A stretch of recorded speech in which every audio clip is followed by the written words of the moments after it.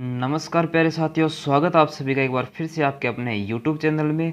दोस्तों, आप और मैं मिलकर आज कंप्लीट करने वाले हैं कक्षा 9 में विज्ञान के अंदर जो उपचारात्मक शिक्षण कार्य पुस्तिका लागू की गई है, उसके अंदर हम आज कंप्लीट करेंगे आकलन पत्रक 3 के बारे में। क्योंकि अभी तक हमने कार्य पत्रक 1 से लेकर के 38 तक कंप्लीट कर लिया और साथ में आकलन पत्रक 1 और 2 भी कंप्लीट कर लिया है। अगर आपने वह वीडियो नहीं देखे हैं तो प्लीज़ पहले उनको देखें और उसके बाद में हम चर्चा करेंगे आकलन पत्रक 3 के बारे में। तो आइए दोस्तों, चर्चा कर लेते हैं आकलन पत्रक 3 के बारे में। यहाँ पर विषय वस्तु अपनी रहने वाली है परमाणु और अणु के बारे में प्रश्न आएंगे। प्रश्न नंबर 1 देखते हैं कि परमाणु में कौन कौन से कण होते हैं, नाम लिखो। तो परमाणु में इलेक्ट्रॉन होते हैं, चारों तरफ चक्कर लगाते हैं। प्रोटॉन और न्यूट्रॉन उसके नाभिक में पड़े रहते हैं। तो 3 प्रकार के कण मिलकर के परमाणु के अंदर उसका निर्माण करते हैं। इसके अलावा प्रश्न नंबर 2, परमाणु के नाभिक में कौन कौन से कण पाए जाते हैं, तो हम बोलेंगे प्रोटॉन और न्यूट्रॉन पाए जाते हैं। प्रश्न नंबर 3 की बात करें तो निम्नलिखित अणु अथवा परमाणु के रासायनिक सूत्र लिखना है। यदि अणु है तो उसका अणु सूत्र लिख देंगे और परमाणु है तो परमाणु सूत्र लिख देंगे। और पहले ये बताएंगे कि ये परमाणु है या अणु। जैसे कि देखो, यहाँ पर सबसे पहले कार्बन है। कार्बन क्या है? परमाणु है, तो उसका प्रतीक ये होगा। सोडियम भी एक प्रकार का परमाणु है, इसका प्रतीक Na होता है। ऑक्सीजन परमाणु है जिसका प्रतीक O होता है। कार्बन डाइऑक्साइड एक अणु है जिसका प्रतीक CO2 होता है। जल एक अणु है जिसका प्रतीक या सूत्र H2O होता है। हाइड्रोजन एक परमाणु है जिसका प्रतीक सूत्र H होता है। सल्फ्यूरिक अम्ल एक अणु है, इसका सूत्र H2SO4 होता है। कॉपर सल्फेट एक अणु है जिसका सूत्र कॉपर CuSO4 होता है। सल्फर डाइऑक्साइड एक अणु है जिसका सूत्र SO2 होता है। हाइड्रोक्लोरिक अम्ल एक अणु है जिसका सूत्र HCl होता है। इस प्रकार से हम प्रश्न नंबर 4 की बात करें तो इसके अंदर अपने को बताना है कि ये यहाँ पर जो 10 प्रकार के तत्वों के बारे में बताया गया है, ये धातु है या अधातु है या फिर उपधातु है। इसकी पहचान करके उसका प्रतीक लिखना है। तो देखो, आपको मैं स्लाइड दिखा रहा हूँ। तो देखो, इसके अंदर एक तो बोरोन, ठीक है, इसके अलावा एक आपका सिलिकॉन, ये उपधातु हैं। तो चलिए देखते हैं इन सब के बारे में। आयरन एक धातु है जिसका सूत्र Fe होता है। बोरोन एक उपधातु है जिसका सूत्र B से प्रतीक प्रदर्शित करते हैं इसको। फास्फोरस एक अधातु है जिसका प्रतीक P होता है। जिंक एक धातु है जिसको हम Zn से व्यक्त करते हैं। सल्फर एक अधातु है जिसका प्रतीक S होता है। आयोडीन भी एक अधातु है जिसका प्रतीक I होता है। सिल्वर एक धातु है जिसका प्रतीक Ag होता है। कार्बन एक अधातु है जिसका प्रतीक C होता है। सिलिकॉन एक उपधातु है जिसका प्रतीक Si होता है। एल्यूमिनियम एक धातु है जिसका प्रतीक Al होता है, Al से प्रदर्शित करते हैं, ठीक है। प्रश्न नंबर 5 की बात करें, अम्ल एवं क्षार में 2 अंतर लिखिए। लिख देंगे भाई। अम्ल पहली बात तो स्वाद में खट्टे होते हैं और जबकि क्षार स्वाद में कड़वे होते हैं।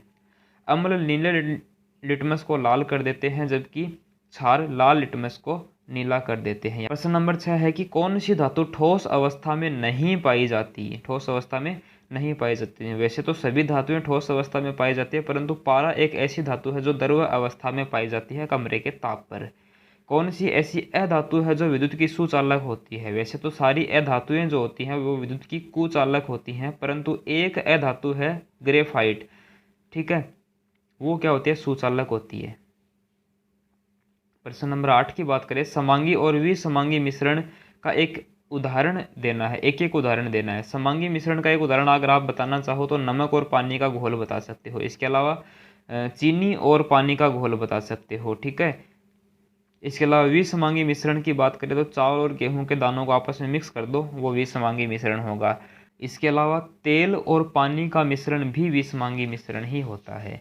प्रश्न नंबर 9 की बात करें तो निम्नलिखित अभिक्रियाओं को पूरा कीजिए। अम्ल और क्षार आपस में मिलेंगे तो क्या बनेगा? लवण और जल बनेगा। ये पीछे वाले कार्यपत्रक में हम सीख के आए हैं, वहीं से प्रश्न बन रहे हैं। नेक्स्ट है, कार्बन और ऑक्सीजन मिलेगा तो क्या बनेगा? कार्बन डाइऑक्साइड बनेगा। मैग्नीशियम और ऑक्सीजन मिलेगा तो मैग्नीशियम ऑक्साइड बनेगा, ठीक है, MgO। प्रश्न नंबर 10 की बात करें, भौतिक व रासायनिक परिवर्तन के दो उदाहरण देने हैं आपको। भौतिक परिवर्तन का पहला उदाहरण हो जाएगा चौंक का टूटना। भौतिक परिवर्तन है, क्यों? क्योंकि चौंक टूटने पर चौंक ही रहेगा, वो कुछ नया पदार्थ नहीं बनेगा, ठीक है। और मोम का पिघलना, मोम पिघल गया तो भी तो वो मोम ही रहा, ठीक है, इसलिए भौतिक परिवर्तन, नई चीज़ नहीं बनी इसके अंदर। लेकिन इधर देखो, लोहे पर जंग लगना, ये रासायनिक परिवर्तन होगा, क्योंकि इसमें लोहे से नई चीज़ बन गई जंग।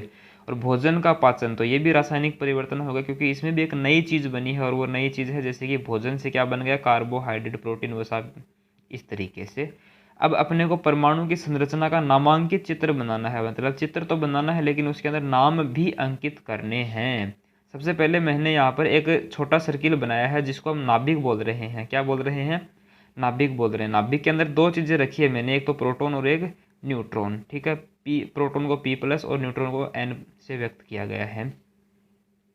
इसके अलावा ये देखो, पहली कक्षा है जिसके अंदर 2 इलेक्ट्रॉन है, फिर दूसरी कक्षा है जिसके अंदर 4 इलेक्ट्रॉन चक्कर लगा रहे हैं।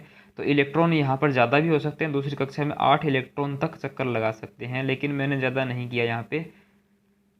ये इलेक्ट्रॉन है, इस तरीके से ये चक्कर लगाते रहते हैं, ऐसे घूमते रहते हैं इसके चारों तरफ। ठीक है, तो यहाँ पर नामांकित चित्र के अंदर हमने क्या क्या चीज़ें दर्शाई? प्रोटॉन, इलेक्ट्रॉन, न्यूट्रॉन और साथ में नाभिक बता दिया। ठीक है, ये पूरा का पूरा परमाणु की संरचना। नीचे नाम लिख देना, परमाणु की संरचना आप लिख देना। तो दोस्तों, इस प्रकार आपने और मैंने मिल करके आकलन पत्रक 3 कंप्लीट किया है। तो आशा करता हूँ दोस्तों आपको ये वीडियो बहुत ही पसंद आया होगा, कुछ नया सीखने को मिला होगा। अगर वीडियो अच्छा लगा तो अपना प्यार दर्शाने के लिए आप वीडियो को लाइक कर सकते हो, अपना एक प्यारा सा कमेंट नीचे कमेंट बॉक्स में छोड़ सकते हो कि आपको इस वीडियो का कौन सा पार्ट सबसे अच्छा लगा। और अगर आप इस वीडियो को सपोर्ट करना चाहते हो तो किन्हीं 3 अपने खास और ज़रूरतमंद मित्रों को, दोस्तों को ये चीज़ें शेयर कर सकते हो, ताकि उनको भी इस चीज़ का फायदा मिल सके। मिलते हैं अगले एपिसोड में, तब तक के लिए धन्यवाद।